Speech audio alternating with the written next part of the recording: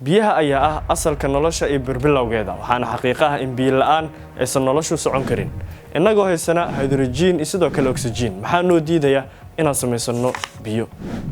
warbixintan ayaan kugu wadaagayaa cilmi sidii aan ku ogaanay biyaha ayaa ka samaysan falgalka kiimiko oo kala ah hydrogen oo laba ah iyo sidoo kale hal oxygen haddaba annaga oo ka qiyaas qaadanayna horumarka cilmi ee xilligan la gaaray sahlanaanta waxa biyaha uu ka samaysan yahay haddaba maxay tahay sababta ay dadku biyo u samaysan karin marka la joogo shaybaarka maadaama ay u muuqato samaysanka biyaha inuu mid aad u fudud uu yahay haddana aqoonteeda la haayo maxaysan dadku shaybaarada biyo ugu soo saari karin iyaga oo adeegsanaya qaacidada habsamaysanka gaariga ah annaga oo ogsoon in meelo badan dunida ay ka jirto cabasho biyo yari ah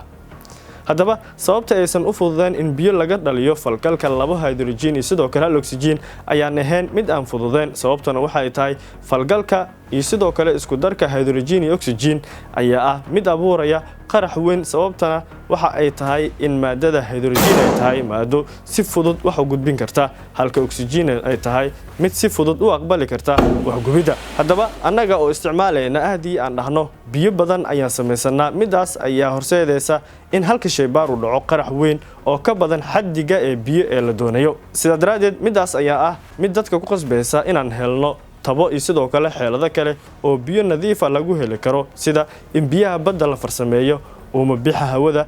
laga faa'iideysto iyo sidoo kale roobabka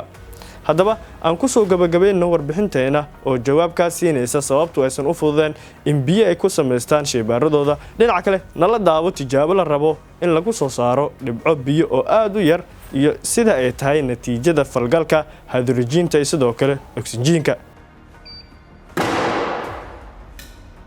daawade sidaan ognahay waxaynu haysanaa hydrogen isla mid ah oxygen haddana awoodeena ma gaarsiisna inaan samaysano biyo daawade hore muu ogeed sababaha aan biyaha u samaysan karin